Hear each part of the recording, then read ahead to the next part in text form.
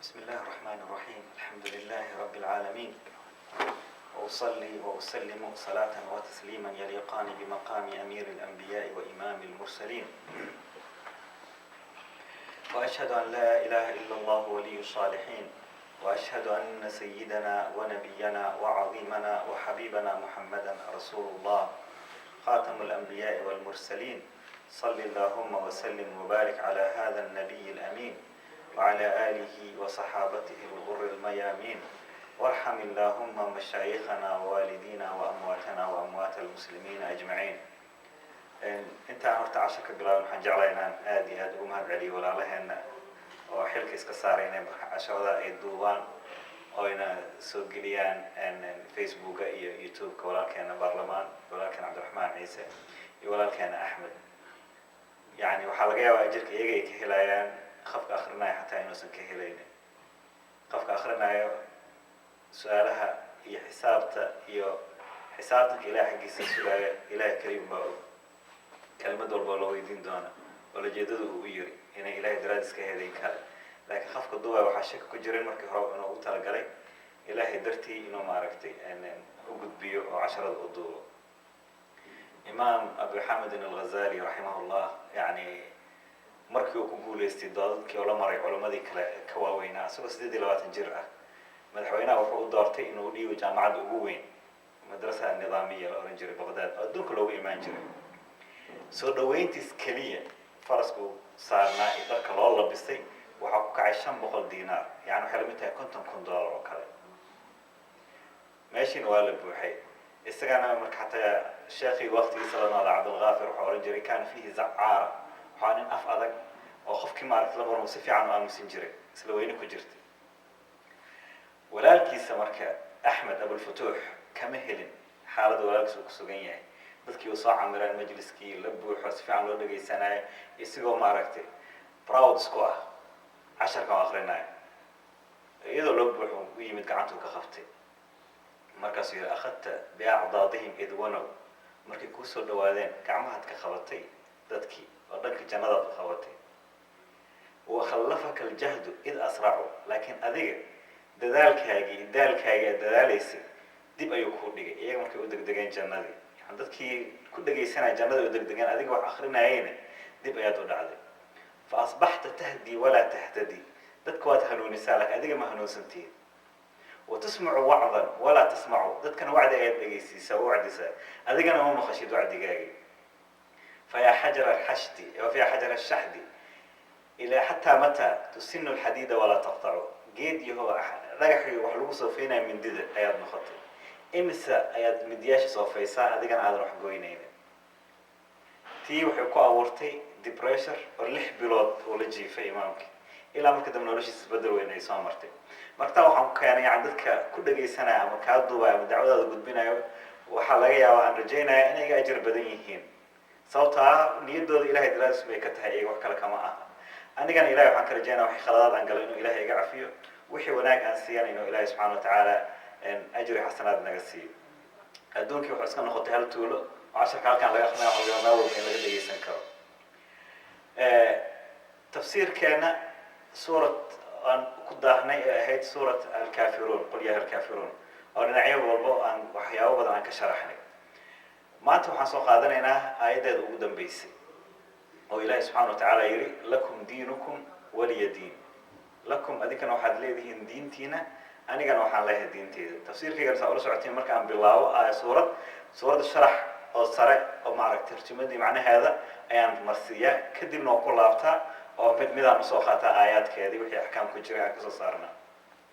marka suuradda markeed hore waa wada sharaxnay, kadibna dib ayaan ugu laba kaclaynay oo axkaam badan ayaan kasoo saaranay oo suuraddan laga faa'iidaysanayay, suurat alkaafiruun. طبعا hore suuradda waa makiya, waqtiga dacfigana ay ku jireenna way tahay. marka ilahi wuxuu ku khatimay lakum adinka waxaad leedihiin diinukum diintiina. mushrikiinta ayaa lala hadlayay ee nabigeena la sameeyey musaawama oo ah yani sanadan ilaahagaan caabudno, sanadan ku asnaamteen nala caabud. waliya diin, anigana waxaan leeyahay diinteydii. aayaddaas iyo aayada qaar maanta aan soo qaadan doono waxay ku caddaynaysaa qofka bini aadamka inuu xorriyad u leeyahay doorashadii xagga diinta, xagga rumaynta, xagga ku camal falka islaamka ka hor iyo diimaha xataa qaarkooda ka mid aha ka hor dad waxaa jiray falaasifa ah oo maskaxdooda isticmaali jiray waxyi la-aan ama nebi la-aan ku dadaali jiray wax walba inay macquul ka dhigaan arrimaha marka laga doodi jiray waxaa ka mid ahaa cinwaankan lagu magacaabo xorriyad almustalax lagu magacaabo xorriyad xorriyaddii marka maxay tahay waxaa arkaysaa markaa kutubtooda dhex geshid meelo qaar inay diimaha ka waafaqayaan mid waxaa ka mid ah qaarkooda oo rumaysan ilaah inuu jiro badana waxay ku dhammaadaan awood inay jirto adduunkan abuurtay ilaah inuu jiro tan kale iyagana haddana ay ka hadlaan ay ka doodaan waxa weeyaan xorriyadda xuduudeeda iyo akhlaaqiyaadka wixii lamid ahaa marka yacni dhan ay wada saaraan oo isla waayeen yani masalan soqraad sheekooda ugu weynaa oo nabi ciise dhalashiiska hore 400 sano jiray yani wuxuu ku leeyahay xorriyadda waxaa lala jeedaa inaad samaysid kii ugu wanaagsanaa akhlaaqtii ugu wanaagsanayd inaad qaadatid taa ayaa lala jeedaa yani xorriyad carabta waxay yidhaahdaan laba faylasuf isla fadhiyeen mar mid ayaa daqsi dhanka sankiisa ku yimid markuu gacanta saa ku yiri gacantiisa wuxuu ku dhiftay kii kale ag joogay markaas yiri maxaa gacanta igu dhifato ay dulmisay wuxuu yiri gacanteeda waa xor gacanteeda waa xor yiri waa runta gacantaada waa xor laakiin xorriyaddeedu waxay ku eg tahay meesha jirkayga ka bilaabanayo yani ilaa jirkayga laga soo gaaro gacantaada waa xor laakiin meesha aniga aan ka bilaabanayo gacantaada xor kuma aha marka xorriyaddii xuduudda ay leedahay maxay tahay weeyaan way isku khilaafeen aflaatoon wuxuu ku leeyahay an yatawajaha ma ficluhu naxwa alkhayr qofka inuu u jeedsado xagga khayrka ku jiro actionkiisa wanaag wuxuu ku jiro ka ayaa lagu magacaabaa qofka xorka ah ardaygiisa aflaatoon wuxuu ahaa isagana aristo isagana wuxuu ku leeyahay iraada can tarawin caaqil yani go-aan qof caaqil oo ka fikiray gaarayo weyn xorriyadda xorriyaddii marka iyaga meel fiican ay wada saaraan way isla waayeen laakiin waxay ku dadaalayeen dhanka akhlaaqiyaadka waxay inay ka hadlaan xataa kii ugu dambeeya filosofigii jarmanka ahaa Immanuel Kant yani wuxuu ku leeyahay si loo helo akhlaaq fiican dadka ay ugu dhaqmaan si loo helo waa in la helaayo yiri nebigaas akhlaaqda fiican oo caddaynayo si nebigaas hadalkiisa loo qaatana waa inuu dadka ka qanciyaan nolol kale tan ka dambaysa inay jirto haddii kale qofka muxuu isku kalifaa akhlaaq wanaagsan oo ku dhaqmo haddayba nolol kale aysan sugaynin marka waxay arrin ma aragtay ay dhexdooda muranka taagnaa taa markaan ugu soo tagno falsafa ahaan haddaan u galno psychology cilmi nafsi cilmi ijtimaac waqti badan ay qaadanaysaa aan usoo daadanino diin ahaan tan annaga maanta ka hadlayno waxay tahay xorriyadda xagga diineed qanaacadii diineed diintu qofku ku qanci lahaa ilaahi subxaana watacaala markuu khalqiga abuuray yani waxaan ognahay makhluuqaadkiisa anaga keliya inaanan ahayn يعني إله عور السماوات كي دول كي عر كي ضيح كل قرآن كم كافير سبحانه كيسا إنه كل شيء جاي أنت صنع إله إنه عابدان ألم ترى أن الله يسجد له من في السماوات ومن في الأرض إله إنه يسجدان وحول السماوات كنون وحول له كنون والشمس قرح ذا يسجد والقمر ضيح يسجد والنجوم حدقه والجبال بوره والشجر جيده والدواب حوله وكثير من الناس ضد بدن وسجودا ضد كلنا لما وضع أرض وكثير حق عليه العذاب يعني خارنا وحي متسن إلا عذاب خار بدن وسجودا خارنا وحي متسن إلا عذاب بني آدم كي مركب يجن يجيب إله سبحانه وتعالى وكذا مخلوق الله نعم يسكو خاتي وحياه خارنا حر أيوه هي وحياه خارنا حر وماها حر وحاضر مهين أبو ردي adiga ma dooran ilaahay mar ilaahu nin rag iga dhig oo Soomaaliya oo dharkayga intaas ah ta xurumatiid waa waxaad ku khasbaneed oo awood ilaahay ku awood isaga ku awoodina bini aadam noqotid inuu ma aragtaa wax walba tahay waxyaabo waxa jira aan xor ahayn oo ilaahay ku muujinay dacfiga bini aadamnimo ma oran kartid aniga maadaama bini aadam xor ahay ma seexanay waxna ma cunaay waxna ma cabay musqulna ma baahanay impossible كان هو يتداتها هو عقل وين أنت صدق ضعف كسوق هاي هذه ما أباهنتها ما لا تخاروا أبوه جالسنتها لكن ما الخارنا إله سبحانه وتعالى وحكسي حرية الاختيار دور الشر جارهان ما دام أديك أتحي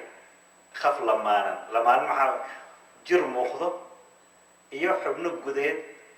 أو جر كاجا يديك نلقى معموله إنسان مخاني ما صدق دان دران سويتها من وجين كرم caqliga suuqiga ma muujin karno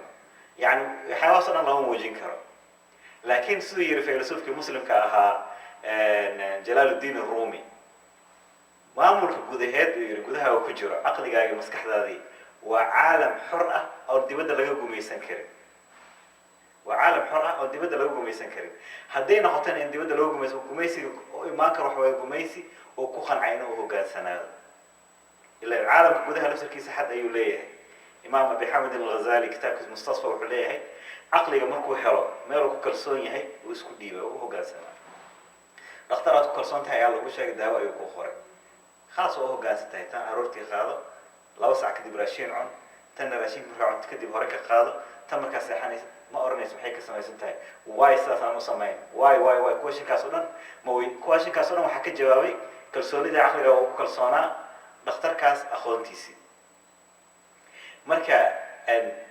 gudihii maamulka gudaha dibadda laga maamuli karo ilaa inay maamusho maamul kala gudaha ka soo baxay adigana jirkaagana waxa maamul gudaha go'aankaad ka gaarto waa maskaxdaada go'aan maanta waxaad ka gaartay 10 inaad timaado inaad dhageysatid inaad yani masaajid aastid haddii laakiin uusan jiri lahayn go'aankaas jirkaaga ma soo dhaqaaqi lahayn jirka xagee laga maamulaa gudaha ayaa laga soo maamulaa marka sidaa daraadeed yani waxaa isku hor imaan jiray afkaartii diimeed qaar ka mid ah oo ku dhisan awood iyo power oo gumaysi maskaxeed ah iyo bini aadamkiisu ilaahay oo abuuray nature-kiisa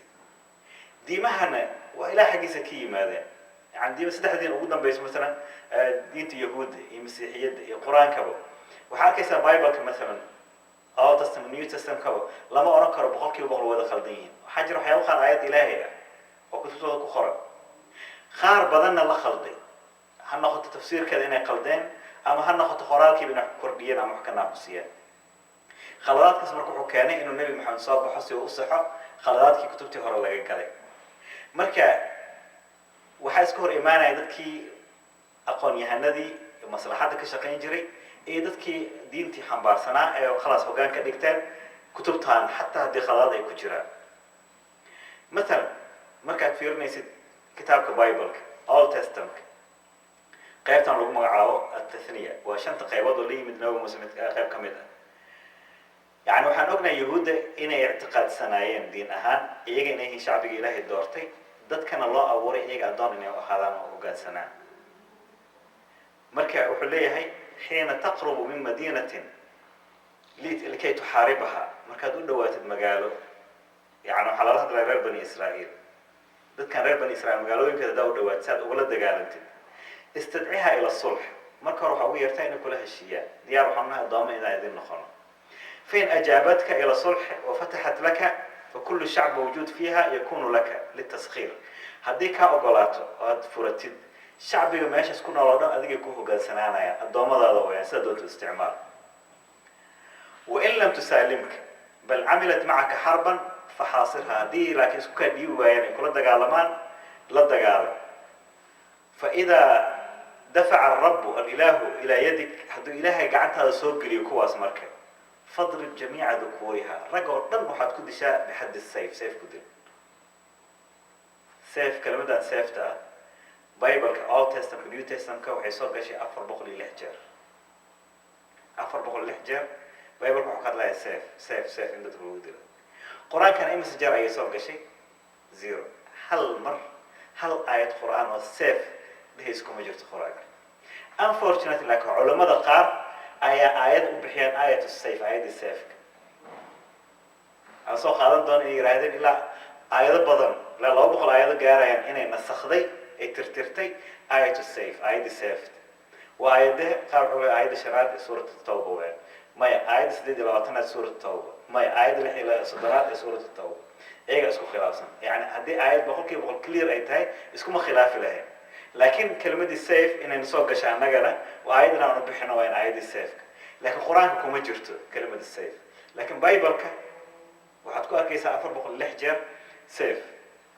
مركا رجل الدمر رجل وحتكون استعماشات سيف تكديله أما النساء والأطفال والبهائم وكل ما في المدينة كل غنيمتها فتغنمها لنفسك وتأكل غنيمة أعدائك التي أعطاك الرب إلهك waxaas kala dhan dumarkoodii caruurtoodii xoolahoodii waa qaniimo dagaalka aad ka heshay adiga ayaa iskale sida doonta u isticmaal mar haddaad reer bani israa'iil tahay markaad timaadid injiilka nabi ciise calayhi salaam oo new testamentka qaybta lagu magacaabo injiil matta yani wuxuu leeyahay laa tadunnu annii ji'tu liulqi salaaman ha u malaynina inaan u imid adduunka inaan nabadgelye ka dhigo yani waxay ka wadaa nabi ciise inuu yiri bal sayfan waxaan la imid seef inaan ku dagaalamo ama acdaai ulaa'ika aladiina lam yuriduu an amlika calayhim faatuu bihim ilaa huna wadbaxuuhum qudaami qolyaha marka cadowgayga ah aysan ogoleen aniga inaan boqorkooda u noqdo nabigooda inaan noqdo qur-aanka ama bibleka ma arkaysa meeluu nabi ciise dhahay ani wiilka ilaahan ahay ama ilaaha labaadaan ahay laakiin boqortinimo wuu sheegtay waxyaabahaas oo kale waa ku hadlaa yani wuxuu ku leeyahay marka kuwa cadowgayga ah halkaan ii kaana horteeda ku wada gowraca kuwa kasoo horjeedo mabda'ayga diineed marka diimihii hore maadaama waxyaabahaas ay la yimaadeen oo dadkii horena ku qufulnaa qaar badanna muslimiin ahaa maqleen arrimahaas oo kale iyagiina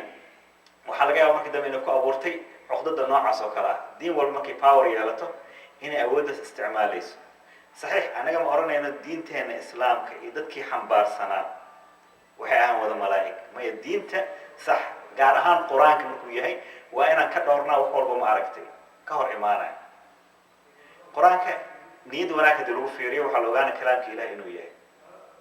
laakiin dadka tarjumay khaladaad way ka geli karaan dadka fasiray dadka mas-uuliyadda diinta xambaaray khaladaad way geli karaan bini aadam weeyaan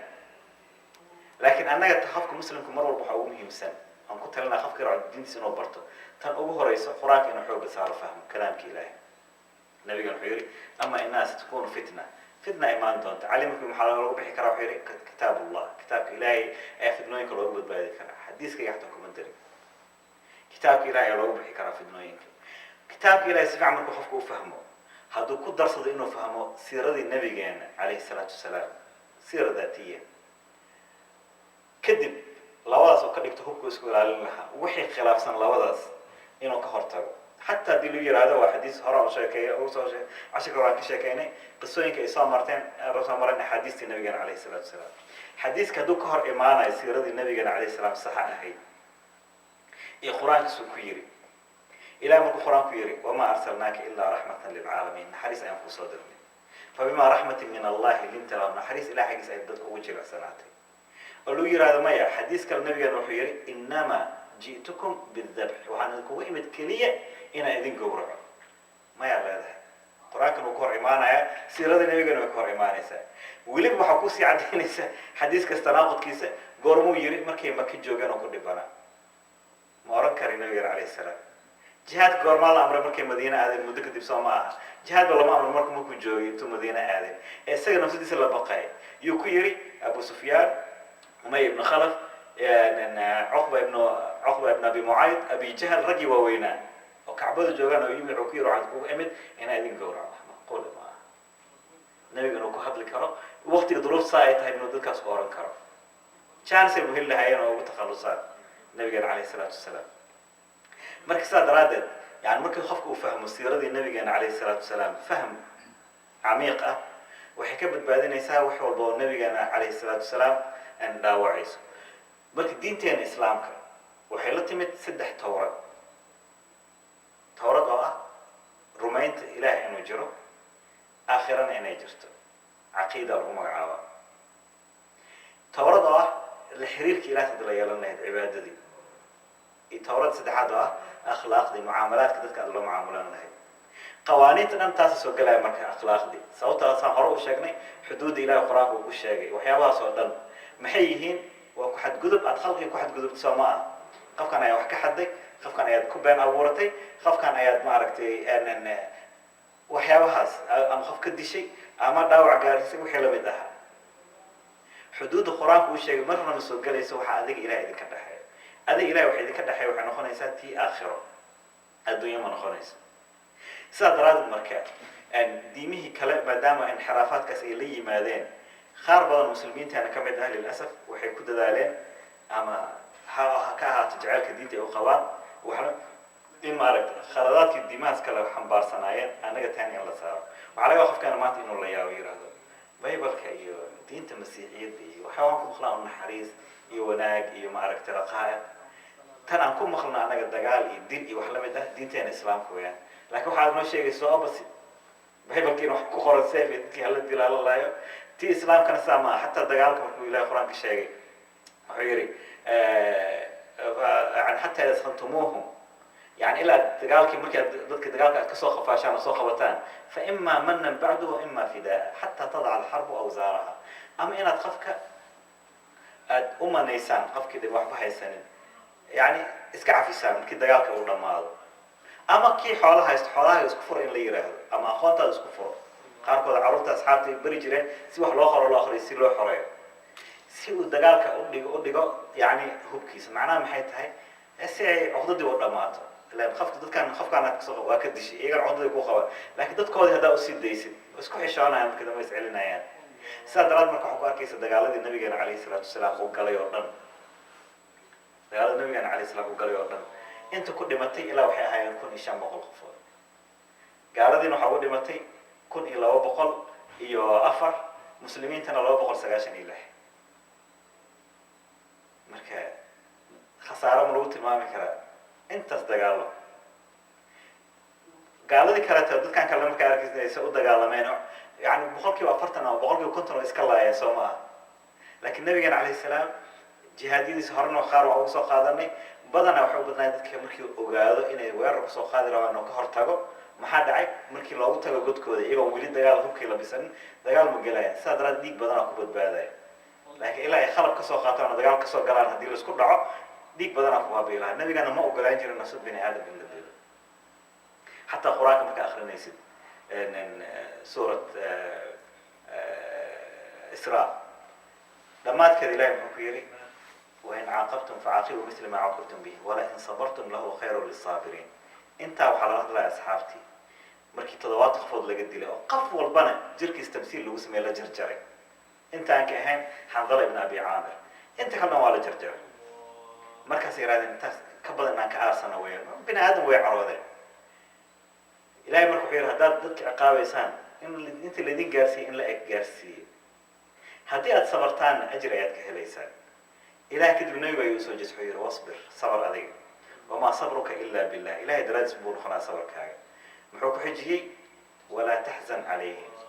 هأمر قوني موقفك ماشي الجوج موقف عرميا مسمروك وياه ضدكوا عريسين لكن النبي عليه السلام ما عريسنا لك مروك إياه صحكم مروك سنة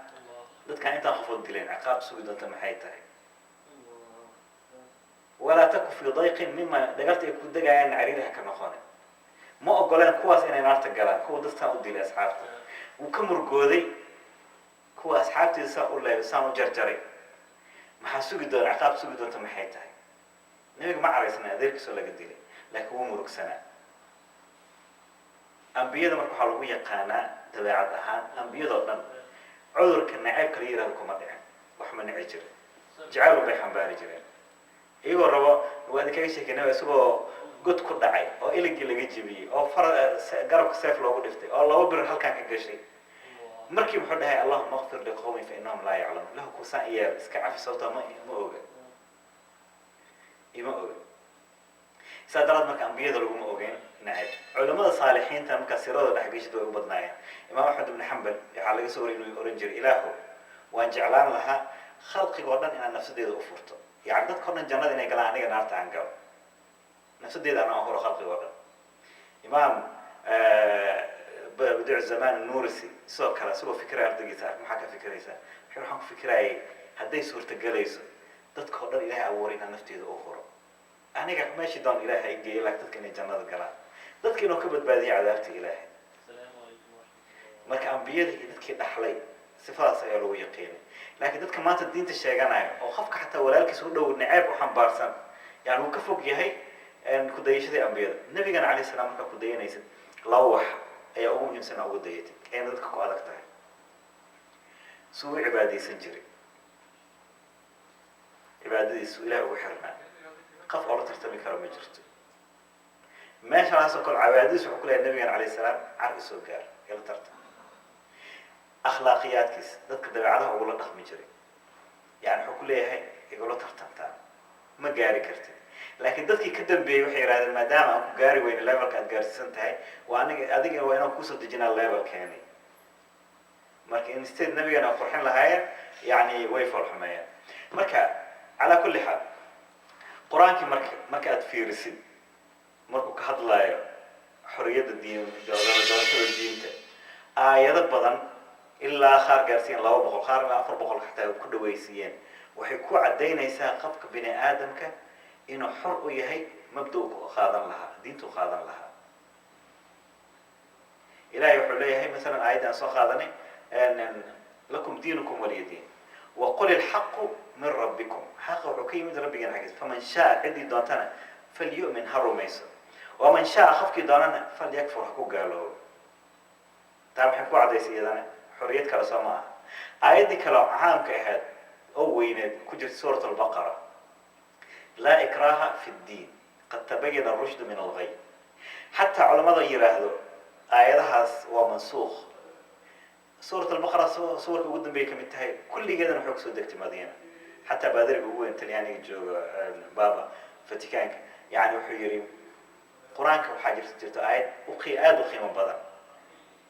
أيضا شيء لا إكراه في الدين لكن وحاول حمى ويراك حمى هاي وحيك سودك مكة سادراد وحنا قلت آياتها الله مسخي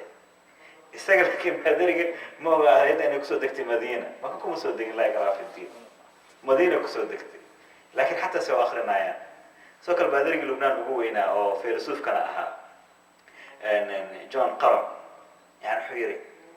بني آدم لماذا تحقلين توضي حرين توضي تاريخ أهان آيات كوين آيات القرآن كما أركن كله حتى كتبتي ورا بادرين ويان قصيصة وحكوين آيات أنا كلام أركن حريتك في عنا ما أركن لا إكراه في الدين هذا الحيرة هذين آيات ومنسوخ ولا نسخي waxaa nasakhay aayadii seefta diinta la isku khasbi karo nasxiga markii wax la nasakhayo inkastoo aniga aan rumaysnayn wax lagu magacaabo nasikhi mansuukh waxaa markaa khalad weyn diinta laga galay inay tahay quraanka badankiisa waxaa ka dhigaa nasikhi mansuukh yani hal aayad inay 400 aayadood nasakhdo tirtirto wax markii la nasakhayo maxaa la nasakhaa xukun way xukun ilaahay soo dejiyay kadibna xukunkii waa la tirtira xukun kala bedelay soo maaha taa macquul way laakiin hadday noqoto khabar ورو إلهي نوش شاقي أيام النسخي استغفر الله مركز إلهي وحن كنت هنا إنه بين نوش شاقي مركي هوري سواء بيتي إلا ترتري أيضا مركي محيطها لا إكراه في الدين ما خبر بام سوى حكم خبر ويا دين كومتي ماذا إن لسكو خصبه مبدأ رومينتي إلهي كوما إيماني سوى لسكو خصبه وقناعة قودي سكي إيماني سوى يري أن فيلسوفي هولنديس كاها باروخ سبينوزا in the end يعني وحدود أتكتي لابسانيسوها غيب كامخن لكن أدسكو ديبيسو دامينيسي دينت اللي شيء واتسوير وغيب كامخن أو لكن عقليا أدسكو ديبيسي غيب كاس كامخن مركي جرأهان أدسكو ديبتد عقلي يارو كفاع سنين اسمه كينيسي أنا شخصيا ولي جيجو حان ليابانا واغان فقه برنجري حتى أو أنت كيرا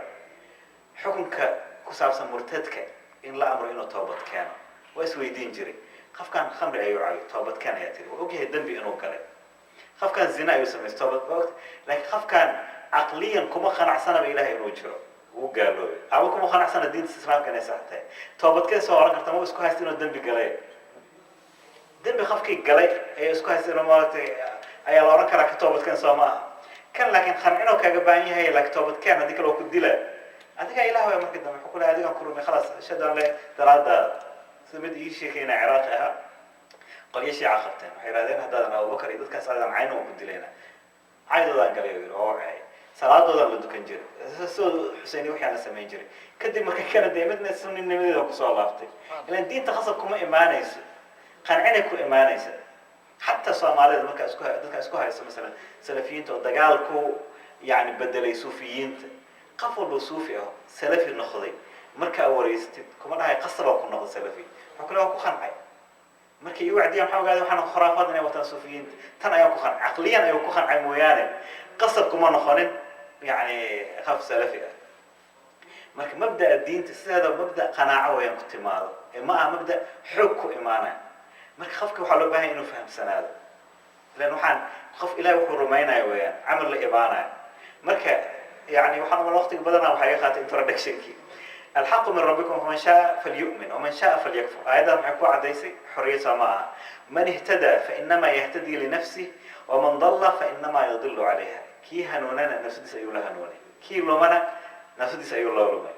فإن أسلموا هذي مسلمان فقد اهتدوا ويهنونين وإن تولوا هذي ديدان إسلام كي كجسدان فإنما عليك البلاغ. تشاهدوا حالاتك إلى الكارسيسي دينتي. قد جاءكم بصائر من ربكم فمن أبصر فلنفسه ومن عمي فعليها. وحيد كريم الافتين إلى حقيس دينتي. كي أرك افتين كاس نفس دي سيوب البادي كي اسكين دكتيرانا نفس دي سياد الله يوم خيام الأول حساب تمدونا. آيات سبحانه كاركيسا قصب بحها. قل يا أيها الناس قد جاءكم الحق من ربكم فمن اهتدى فإنما يهتدي لنفسه ومن ضل فإنما يضل عليها. آيات بدر وحاركيسا من كفر فعليه كفر ومن عمل صالحا فلأنفسهم يمهدون. كي قالوا يعني شيء سيأهاتي قال لي مديسة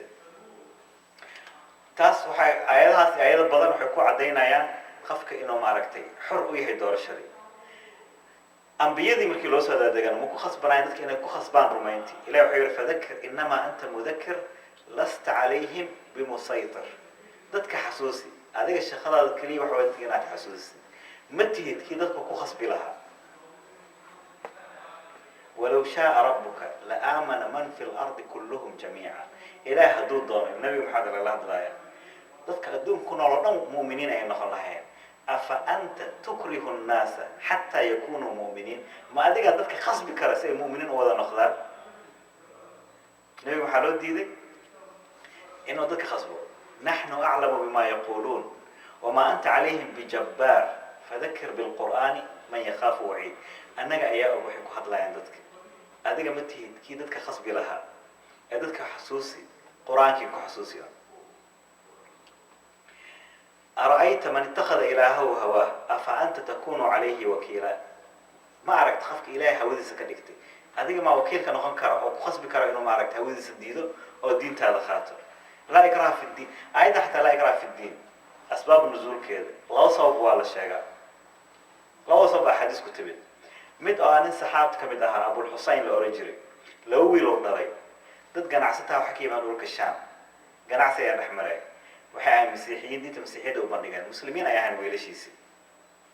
diinta مسيحية ay u bandhigaan diinta ay ku qanceen dhulka shaam ay u raaceen diinta ay wax ka soo barteen markay soo laabteen aabahooda u sheegeen anaga waxay ka dambe xiraadeen waxaan noqonay dad مسيحيين aabihi طبعا wuu cawlooday يعني wuxuu bilaabay inuu ku khasbo diinta islaamka nabiga ayuu yimid ilaa markaa aydan ayuu soo dejiyay la ikraha fi الدين قد تبين الرشد من الغي diinta wax la isku khasbo ma aha حقي iyo khaladkii dadku u kala cadaaday حتى marka kuwa dadka culimada qabo naasikh iyo mansuukh yani markii ay sheegaan xukunka in la nasakhay waxa la nasakhaa ciladii Soomaa ciladii keentana waa la nasakhaa hadii aan niraahno la ikraha fi الدين wala nasakhay cilada la nasakhay maxay tahay qad tabayyana ar-rushd min al-ghay waxa kala cadaaday dadkii saxiix iyo khaladkii macna saxiix khaladkii wali ma kala cadaan mooyaan idan in la nasakho weeyo rabam Soomaa marka suurta gal ma aha la ikraha fi الدين madiina ku soo degtay ninka daraas ay ku soo degtay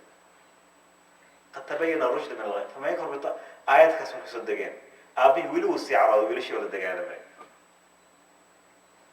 illa ilahi ayat ku soo dejiyo wa fara wa rabbik la yu'minun hatta yuhakkimuka fima shajara baynahum thumma la yajidu fi anfusihim harajan mimma qadayta wa yusallimu taslima ilahi saga isku dhaartay kuma rumaynayaan ya laga hadlaya markan abi أبو الحسين حتى يحكموك إلا إكادك تنكيو كتحتلناي فيما شجر بينهم دقال كتحدد المرأة أبي يقول شيء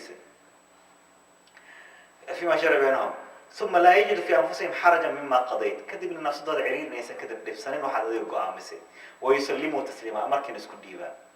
هذا يالا سارك أبي أرسل الدقال ما يسوى دافع عروضة ديكو خان عن دينة المسيحية ها خاتان ودا هدي لكن أتكد دقالت يحد نخنس أديك نفتك أخف إيمانك كبحي ذلك هو حلقة جهنم إنه كوجي خارك الوحيدين أيضا وحيك سود دكتي دمر بدن أوريب أنصار تأها يعني تو النبي كان إيمان ماشي يهودا ويكون نولد خارك هذا مركي وين عنو كده شو وكده منجري مركا خارو حورين جرين إله بالله ما حنك خد نويل كهدو ويل نقدر شو أما جوا حارتي عند الله inaan yahuud ka dhigno dabcan qaar qadarka ilaah isaga badbaadi jireen carruurtay dhalaan markii yahuudda ay gudbin jireen yahuud ay noqon jireen iyagoo mushrikiin carruurtiina yahuud ayay ka dhigeen markii nabigeena yimid islaamkii oo islaamkii ay qaateen oo yahuuddiina arrintii nabiga khilaafeen oo go-aan lagu gaaray inay ka tagaan madiina ayaa waalidiintii waxay yidhahdeen carruurteenna waxaan u baahnay inay noo soo laabtaan islaamka ay soo galaan aayadaana soo degtay laa ikraha fi ddiin hadday ku qanacsan yihiin diinta yahuudda ha ku khasbin inay kasoo baxaan oo maaragta muslimiin ay noqdaan udda marka aayadahaas marka akrinaysa sabab nuzuulkeeda waxaa fahmaysaa yani kariha khasab inuusan jirin anulzimukumuuha wa antum laha kaarihun waan idinku khasbaynaa adinkoo dhibsanaya aayadkaa markaa kusoo gudubtid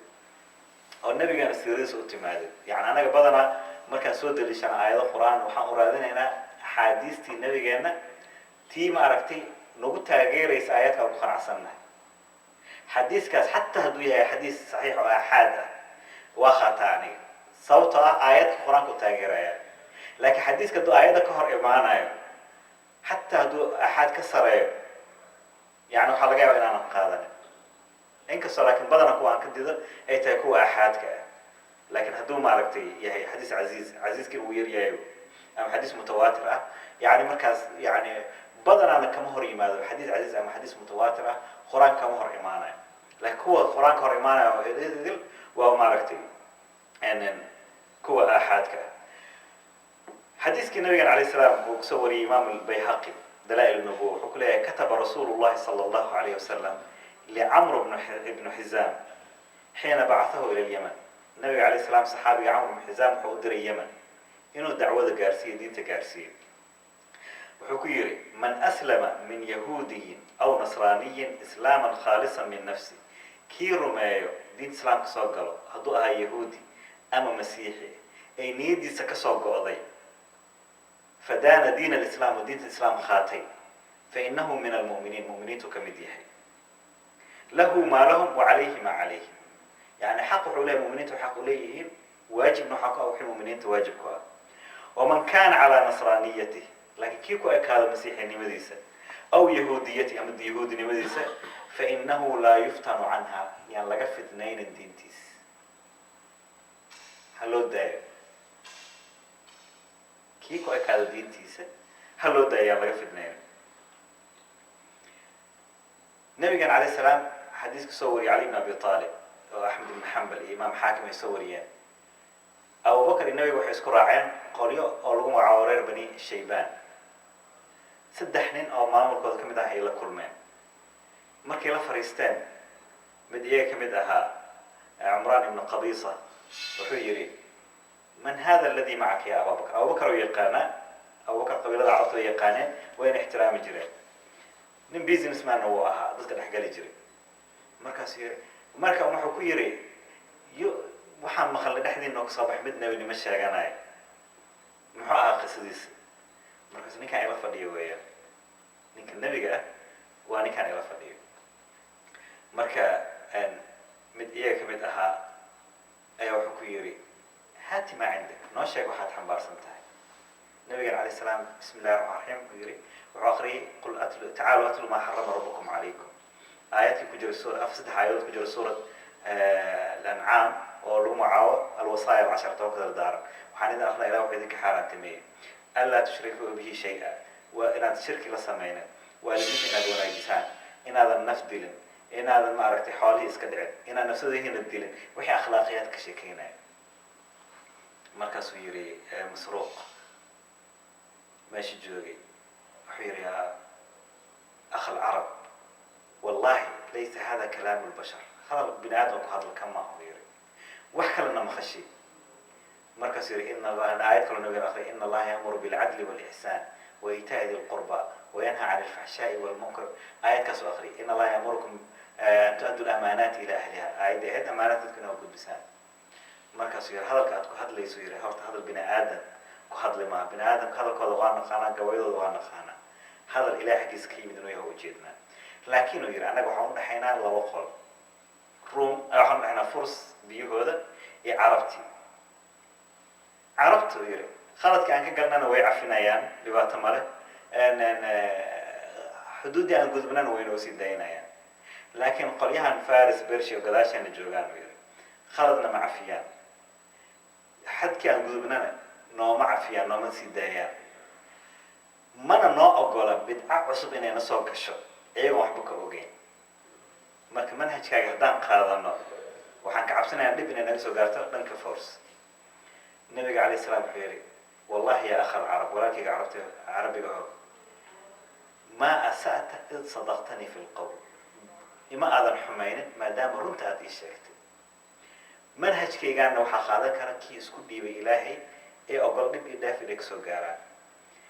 laakiin kama xumi inaad ii dayriseen waana ku mahadsantasaa ii soo dhawayseen wasalaamu calaykum waana ka tagay ma oran haddaadan i rumaynin seef ayaan kugu dilaya axaadiistaas markay aragtay iyo waxaa kaloo kuusii dheer waraaqaha u diri jiray madaxdii nabigan calayhi salaam u diray hiraqle wuxuu yidhi aslim taslam yu'tika allahu ajraka maratayn rumay ilaahay rumay cadaabtiisa ka badbaadaysaa laba ajirna waad helaysaa ajirkii masiixinimadaad ahayd iyo ajirkii islaamka aad soo gashay fain abayta haddaad diididne ma oran seef ayaan kugu musliminaya xoog ayaan kugu dhulkaa ku qaadanaya wuxuu yidhi fainamaa calayka ismu larisiyiin dushaada waxaa ahaa dembigii arisiyiinta musharaxiinta xadiiska way ku mashquulsanaan jireen muxuu ka wadaa nabiga beeralayda kadib waxaa yani la ogaaday inay jiraan qayb masiixiinta arison lagu magacaabo oo rumaysan hal ilaah keliya way yar yihiin iyaga badanaan itaab xoogla lagu sameeya xataa maraykanka way ka jiraan ma rumaysna ciise wiilka ilaah inuu yahay kuwaas dembigooda adaa xambaaraysa waxaad ku khasbaysaa inay shirkigii sameeyaan muqawqis markuu u diray sidoo kale rumee ilaahay haddii aad diidid dembigii waxaad xambaaraysaa yani qibtiyiintii madaxweynaha bersia ilaahay rumey haddii aadan rumaynin adiga xambaaraysa dembigii yani almajuus kuwa qoraxda caabudo wixii lamid ahaa marka aayaadkaas markaan soo qaadanay ee axaadiistaas oo nabigan alay salam waxay ku cadaynaysaa diinta islaamka inaysan marna ku imaanin isku khasbin bilcaks nabigan calayh salaam iska daa dadkii uu dacwada u gudbinayay dadkii isaga kusoo xadgudbaya xataa kuma khasbi jirin xadiiskii saxiixa bukhaari muslim iyo nasaa-i soo wariyeen asxaabta mar waxay arkeen in lagu magacaabi jiray tamaama ibn athar reer maka weyaa nabiga madiina u joogaa isagoo madiino soo galay safetiisa xambaarsan markay ay qabteen markaas yidhi waxaa ku keenay been ma sheegin waxaa namid yidhi maxamed inaan dilo makaa loogu soo tagay madiina ugu yimid wuxuu rabaa nabigana inuu u gabado maaragtay u dilo cumar ibn khataab markii buu qabtay tiir masaajid ku yaal ayaa lagu xirxiray nabigu markuu salaada u yimid soo toosay wuxuu arkay ninkaan markaasuu yidhi maxaa dhacay way u sheegay wuxuu yimid inuu ku dilo cumar safetiisu diyaarsaday in la amro inuu nabigeena dilo taasna khalad wayna culamada ka galeen sheekadaasna si faahfaahsan insha allah waxaan u hadli doonaa markaan gaarno ina shaaniaka wala abtarsurta ina actaynaaka alkawsar been badanaa nabigeena laga sheegay nabigeena ciddii buu dagaalanta ama ciddii caysho ama ciddii buu dili jiray absolutely hal xadiis saxiix ah oo nabigeena qofkaana caydalaas u dili ma jirto si fiican waxaa ugu sheekayn doonaa haddii aan noolnahay insha allah markaan gaarno ibnu taymiya kitaab inoo ka qoray asaarim almasluul cala shaatib arasuul yani safety galkeeda laga soo bixiyo loogu talagalay in lagu dilo kii nabiga caayay ilaa 600 page kulli ah dil ilaa heer wuxuu gaarsiinaa qofka hadduu ilaahay caayo jaanisaa la siiyo ku toobad keeno laakiin nabiga qofka hadduu caayo jaanis toobad keena xataa in la siiyo ma aha waa in hore laga dila laakiin waxaan ku caddayn doonaa qur-aanka iyo dhaqankii nabigeena tan oo kale ka mid ah nabigaan wuxuu yidhi nabiga inuu dilo waa nin gaalo mushrik ah nabiga wuxuu yidhi hadalka ugu horreysay waa asxaabtu waxay ahayd hal axdartum lahu tacaama raashiin ma siiseen cumar sayf soo soo dhig wuu naxay ka badanaan kaa filinaya yaa rasuul allah ibn mascuud wuxuu gurigayga aada raashiin u keen ibn mascuud ma ogoleen laakiin wuxuu yidhi inaan amarkiisa diidno uma samaysneen lam yakun lana min taacatihi bud inaan adeecsanaano oon ku khasbanayn nabigan calayh salaam guriga nabigu aaday caano u keenay xerigii waa laga furfuray markaasuu yidhi maa ada cindaka yaa samaama maxaad xambaarsan tahay waxay roo ogtahay waxaanu imid haddii aad cafisidna waxaad cafisay qofku u mahad celinaya haddii aad xoolo u baahan tahay intaad doonta sheego nin magac lahaan ahay oo ku heli karaa haddii aad idishidna nin dhiig lahaan ahay oon haysatool u dagaalamay dhiiggiisa nabigu u kacabusa masaajidka lagu hayo maalinta labaad uu weydiiyey isla siyuu ku hadlay maalin saddexaad intii antii ku hadlay nabiga calay salam wuxuu masaajidka ugu hayaa inuu dilo ma aha laakiin inuu arko islaamka wuxuu yahay masaajidkii shanta waqti salaad nabigaa dushinaya asxaabtiisa isugu duwan wixii noo arko environmentigii nabiga markii saddexaad uu diiday wuxuu yidhi xoraa tahay waa qurafi iska bax iska bax wuu baxay madiino dhammaadka yimid geedtima meesha ku aleed hoosteeda wuu ka qabaystay wuu meedeed kadib masaajidku soo galay wuxuu yidhi ashhadu an laa ilaha illa allah ashhadu anna maxamada rasuulullah saddexda maalmood waxaa u haysta yidhi waxaan ka baqaayo yidhi dadkaaga inay u maleeyaan cabsi aan cabsanaya inaan ku muslimay laakiin markaa arkay sida adiga tahay markaa ark dadkaaga say yihiin wallahi yaa rasuulallah yidhi adduunka bini aadan adigaan kugu necbanaa haddana adigaan kugu jecelahay adduunka waxaan ugu necbanaa dadka agahaaga jooga iyagaan hadda ugu jecelahay adduunka waxaan ugu necbanaa magaalada adiga aad ku nooshahay haddana magaaladaan ugu jecelahay yani muxuu ku muslimay akhlaaqdii nabiga qaar badan ahlu kitaab ah haddana qisadooda soo qaato oo akhlaaqdii iyo mucaamaladii nabigeena si ugu wanaag ugula dhaqmayay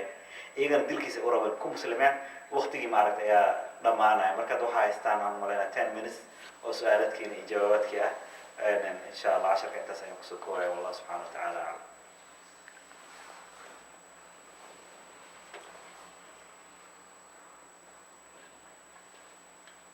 شيخنا لو سألوا هيا من هوري أنت النبي الصوت صاري أنت ابن حكيم هذا ابن إسرائيل أنت صو قوميدت يدوه كنور marka meeshaasi kama gaara ku jirto waa fahmay su-aasha labaad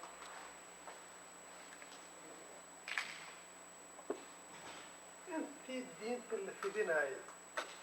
oo nabiga diinta uu waday oo liidadka ahaa wuu dagaalamay diintu dadku ku qasbay meel waa laga hor imaaday waa dad u diray marna asaa ka qayb gala dagaaladii waxaan u arkaa in dadka qaadta ee ahayd haddaa qaadaninna macnaa dhiiga u daadanayo okay walaalkan axmed jaamac laba su-aal maxamed jaamac laba su-aal una weydiiy su-aasha koowaad waxay ahayd ambiyada oo qur-aanka noo sheegay oo dhan waxaa laga soo diray middle east bani israa'iil wixii lamid ahaa adduunkana uu weyn yahay taas marka meesha waxaa ka muuqata cadaalad daro dadka kala aawarso shay loo soo diray su-aasha labaadna yani si noo muuqato nabigeena wuu dagaalami jiray jihaad ayuu aaday macnahana waxay dadka inuu ku khasbo diintii hadday qaadan waayaan in la dilo su-aasha koowaad yani ilahay qur-aankiisu ku sheegay muiman qaryatin ilaa khala fiiha nadiir xataa tuulo ma jirto adduunka ilaa inuu soo maray nebi mooyaane qur-aanka ilahi wuu noo sheegay qaarna waa idinkaaga sheekeeyeen qaarna ma idinkaaga sheekeeyeen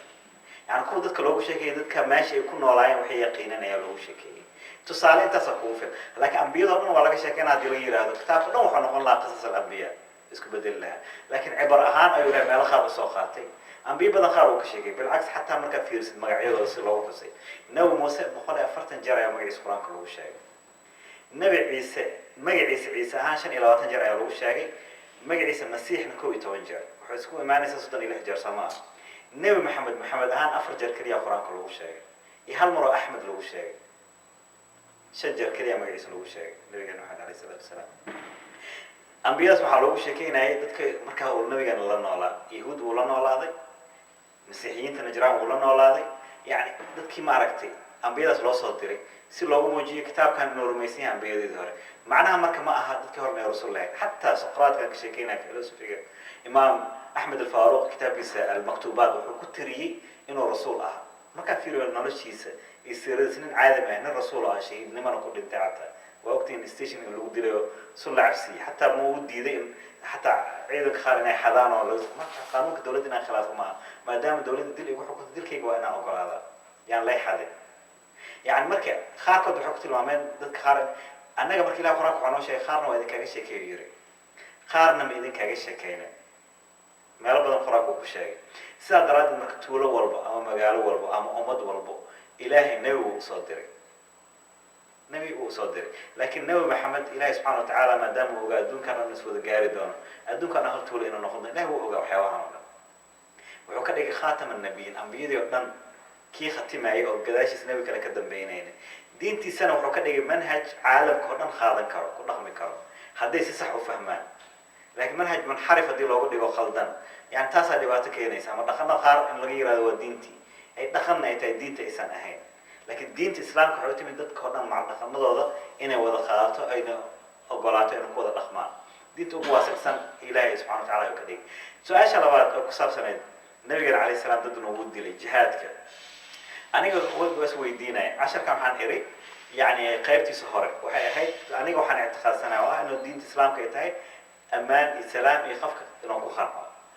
qaar way jiraan culimo ay kasoo horjeeda yiraahdo maya aayadkan oo sheegtay oo dhan waxaa nasakhay aayadkii jihaadka aayadkii yani waqaatiluuhum hala dilo waqaatilu mushrikiina ima an yuslima aw inay muslimaan ama waa in la dilo oo ama nabiga calayhi salaam yiri yani umirta an uqaatila annaas waxaa laysoo diray dadka inaan dilo ilaa ay ka yirahdaan aan la dagaalamo ilaa ay ka yirahdaan ashhadu an laa ilaha illa allah yani axaadiistaas kulli aniga waxaan isku haystay casharadii hore inaan ku sharxay oo la fahmay laakiin su-aasha waa isweydiina casharadii hore iyagoo kooban ayaan ku sharxay qorsheyga marka wuxuu ahaa casharkan maanta markaan dhammayno inaan u gudubno qolyaha yiraahdeen aayadkan waa mansuukh inaan ka hadlo naasikh iyo mansuukh laakiin waxaan ku khasbanahay casharka soo socdo inaan ka hadlo jihaadka iyo taariikhdiisa iyo kuwa kasoo horjeeda aayaadkan waxay soo daliishadeen iyo habkaan maaragta u naqdin lahayn si waxay waadix u noqdaan sharax dheerna intaan ka bixiyo kadib ay noqonaysaa cashar kale inuu isku bedelo naasikh mansuukh marka casharka soo socdo su-aashaada daraaddeed waxaan ku hadli doonaa yani jihaadkii wixii lamid ahaa wallah subxana wa taala axire waxaweye horta dhimashadu inay jirto wax xaqiiqa oo la ogyahay sax kullu nafsi daafatul mawt qofkan hadaan la dhimanaya shooki loo jeclaa waa marka waxaa ku keenay yani marka leeyahay qof biniaadam ku dhasho waa qoran yihiin yani markuu dhashay iyo markuu dhimanayo waa jawaab waa maktuub inuu janno galayo cadaab galayo marka taas waxa jira mise waxaan jirin taasna waxaan u malaynaa inaan kormaray maxaa u dadaalayaa ayna u malaynayay laftirkeeda inaan kormaray kormarkii lagu fahmay iyadoo kooban aan ka hadlay nabiga kadib inay soo baxaan qolyaha umawiyiinta ay soo baxaan qolyo lagu magacaabo qadariyiin iyo jabariyiin oo markaan ka sheekayna casharkii ugu horreeya aan bilaabay si loo dilay khaylaan dimashqi oo kasoo horjeeda qolyahan lagu magacaabo jabariyiinta ay abuurteen axaadiis badan oo ah ku cadaynayso qofka meeshuu galaab in la ogyahay waay camal aan u samaynayna oo majbuur inu ku khasban yahay qofka taasna inay khalad tahay laakiin iyadana waxaan u malaynaa inay sharax kale u baahan tahay si aan uga hadlo firaqaasay ku aasaasmeen iyo waxay maaragtay asal ka dhigteen ee ulajeedadii ahayd iyo si maaragtay ku dhammaadeen markii dambe laakiin annaga meelo badan ay naga soo gashay way jirtaa xadiis mar bilaawgiisa xadiiska marka aan maqlayo buu ima qancinin runtii saxiix waa xadiis saxiixa bukhaari ku jiro yani wuxuu leeyahay nebi muuse iyo nebi aadam ayaa dood dhex martay dabcan waxaa riwaayaadkiis ka mid ah kacb bin alaxbaar dood dhex martay wuxuu yidhi aadamo maxaa dembigaan u gashay maxaa geedkii u cuntay maxaa jannada lagaaga soo saaray waa markaasuu leeyahay kitaabka tawraad maxaa kugu qornaa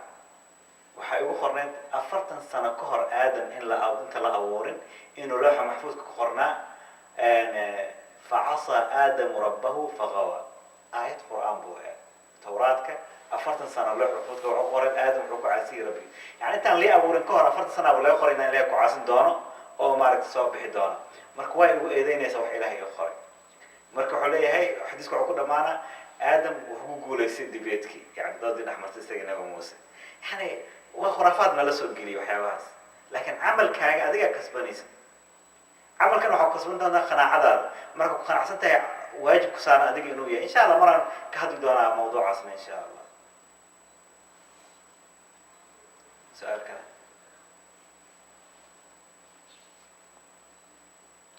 يا شيخ waxaan rabaa inaan maskaxda iyo waxa kale qalbiga cadaayo yani keeba amar kale ribada keeba qofka gudaha qofka jismiga binaadam والله يعني أرموا حتى علماء إلى هذا الحل وين كجارين ويا خاروا حليهن أمر حقوقي ماذا مسكحة خاروا حين ما مسكحة أمر حقوقي ماذا مال جودها كمدة كدبنا جس كمبيوتر ويان والله تعبنا شخصي فلينيس مسكحة دي إلى أن خراك مثلا قلبي وحقوقي ومع عقلي لهم قلوب لا يعقلون بها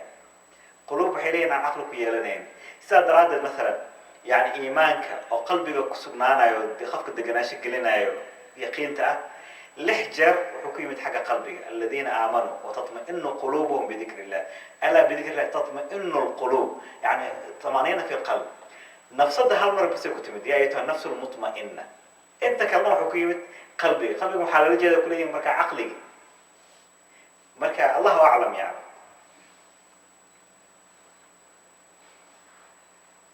midda kale ayaaba waxaa soo baxay qolooyin oo qur-aanka lacag ku qaata taasu ma xaggee gelaysaa yani meesha ingiriiska cuni jirnay qolooyin baa lacag qaata inta qur-aanka lagu akriyo marka waxay qur-aanka waxaan ku qaadanaynaa yani on sport baan walaa ani horta ma jecleen taariikh ahaan arrintaas dad in diinta lacag lagu siiyo waxay bilaabatay waagii mucaawiya bin abi sufyaan ka hor ma jiri jirin dad diinta lacag ku qaadanaya I wish in taas la sameeyay taasaa waxay keentay adduunya si qofka u qaato waxyaabo badan diinta khaladaad ma soo gelin mar walba waxay fiirinayeen maxaa madaxdii qancinaysa maxaa madaxweyne horaali ka noqonaya laakiin qofka markuu ilaahay dartiisa isaga soconayo waxba shilin aan ku qaadanaynin ilaahay ma cid kale kama cabsan lahayn culamo way jirtay oo xataa gaajo ku noolaa laakiin ogolaan jirin inay wax ku qaataan imaam shaafi faqrinimo kusoo koray xataa ma haysan jiro warqad wax ku qorto maqaayadaha dadka gacanta waxay ku tirtirtaan ay soo tuuraan wax ku qoran jirin ma haysan warqad haddana waxaa oran jiray inta aan diinta lacag ku qaadan lahaa waxaa iga fiican daansi inaan ciyaaro lacag ku qaato diinta intaan lacag ku qaadan lahaa imaam abi xaniifana soo kale waa hore idinkaga sheekay ma ogolaan jirin in maarag diinta lacag lagu qaato marka dadka lacag ku qaadanaya diinta ani kolleyba يعني wax ila fiican ma aha dhibaatayna keenta diinta hadii adduunyo soo gasho siyaasad ha noqoto kursi ha noqdo lacag ha noqdo madax ha noqoto yani diinta